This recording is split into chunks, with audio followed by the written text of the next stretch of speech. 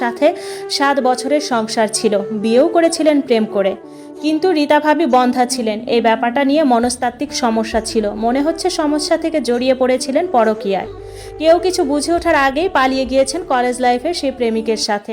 সেখানে বিয়েও করেছেন। আমার ভাসুরকে ডিভোর্স না দিয়েই বিয়ে করেছেন। 1 বছর হলো রীতা ভাবি চলে গেছে সংসার ছেড়ে। আমার ভাসুর নিজেও কিন্তু এখনও ডিভোর্স দেয়নি রীতা ভাবিকে। আমি আইন কানুন সম্পর্কে কম জানি। শাশুড়ি আমায় বলল অন্য পুরুষকে বিয়ে করলে এমনিতেই ডিভোর্স হয়ে যায়। আমার ছেলের সাথে রীতার এখন আর ধর্মীয়ভাবে কোনো সম্পর্ক নেই। তোমার কোনো ভয়ও নেই। রীতা ফিরে এলেও আমার ছেলে আর গ্রহণ করবে না। আমার আপত্তি এখানেই। রীতা ভাবিকে ডিভোর্স লেটার পাঠিয়ে দিই, কি সমস্যা ডিভোর্সে? আমার ভাসুর যদিও আর কখনো কথা বলেনি রীতা ভাবির সাথে, তবুও মনে হয় ভাবি ফিরে আসতে পারেন, যেহেতু ডিভোর্স হয়নি। কিন্তু অন্য জায়গায় তো বিয়ে করে ফেলেছেন ভাবি। তারপরও আমার মনে হয় ডিভোর্স না হলে আমি যেন অন্যের স্বামীকে কেড়ে নিচ্ছি। যদিও ভাসুরের সাথে এ ব্যাপার নিয়ে আমার আলাপ হয়নি। আলাপ হয়েছে শাশুড়ির সাথে। উনি বারবার বোঝাচ্ছেন ডিভোর্স হয়ে গেছে ধর্মীয় রীতি অনুযায়ী। আমি মনে করি রীতা ভাবির নতুন বিয়েটাই হয়নি। উনি এখনও আমার ভাসুরেরই স্ত্রী। কারণ এক স্বামীকে ডিভোর্স না দিয়ে নতুন বিয়ে করলে সে বিয়েই হয় না। এসব ভেবেই সব গুছিয়ে নিয়েছি। এখন সকাল 6:30টার মতো বাজে। ফজরের নামাজ পড়ে শ্বশুর শাশুড়ি আবার ঘুমিয়ে পড়েছেন।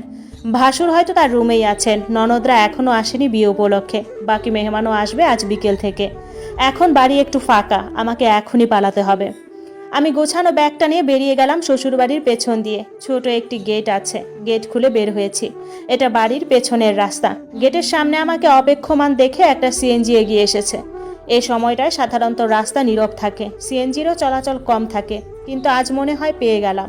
ভেতরে সম্ভবত একজন যাত্রী আছেন। সিএনজিটা এসে থামলো আমার সামনে। ভেতরের লোকটিকে দেখে আমি ফ্রিজ হয়ে গেলাম। আমার ভাসুরি এসেছেন সিএনজি করে, যার সাথে আমার বিয়ে ঠিক হয়েছে। উনি নেমে গেছেন সিএনজি থেকে। এখন কি করব বুঝতে পারছি না। সিএনজিতে উঠে বসবো নাকি ঘরের দিকে ফিরে আসব, মাথা কাজ করছে না। ভাসুর কখনো আগ বাড়িয়ে তেমন কথা বলেননি আমার সাথে। সিএনজির ভাড়া মিটিয়ে দিলেন তিনি। আমি এখনো নীরব দাঁড়িয়ে আছি। উনি হাত নেড়ে সিএনজিটাকে চলে যেতে বললেন। সিএনজি চলতে শুরু করলো। আমি দাঁড়িয়ে আছি রাস্তার পাশেই। ভাসুর গম্ভীর কণ্ঠে বললেন, পালিয়ে যাচ্ছিলে নাকি?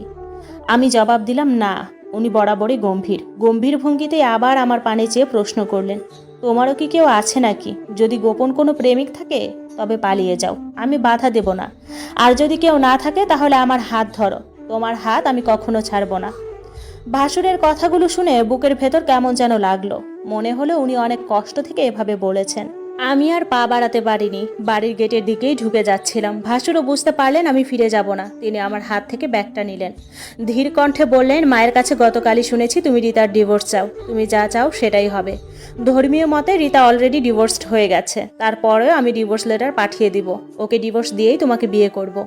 আমি চুপটি করে রইলাম। উনি আমার চেয়ে বয়সে বেশ বড়, মিনিমাম 10 বছরের মতো হবে। তারপরেও কেন যেন বিশ্বাস এলো ওনার উপরে, যে বিশ্বাসটা এতদিন শাশুড়ির কথাই খুঁজে পায়নি। শাশুড়ি বারবার ওই ডিভোর্সের ব্যাপারটি এড়িয়ে যেতে চেয়েছেন, অথচ উনি কত সহজেই রাজি হয়ে গেলেন। আমি ঘরে ফিরে এলাম ভাসুরের সাথেই। উনি আমার হাত ব্যাগটা দিতে দিতে বললেন, যাও চা বানিয়ে নিয়ে এসো, একসাথে চা খাবো। আমি চলে যাচ্ছিলাম ভেতরের দিকে। তিনি পেছন থেকে ডেকে বললেন, স্বর্ণকারের বাড়িতে গিয়েছিলাম এই 7 সকালে। তোমার জন্য চুড়ি বানাতে দিয়েছিলাম তো, ওইটাই নিয়ে এসেছি। স্বর্ণকার লোকটা গত রাতে ফোন দিয়ে বলল বেড়াতে যাবে, আসবে 1 সপ্তাহ পরে। উনি চলে গেলে বিয়েতে যদি তোমায় চুড়ি দিতে না পারতাম, তাই সকাল সকাল গিয়ে নিয়ে এলাম।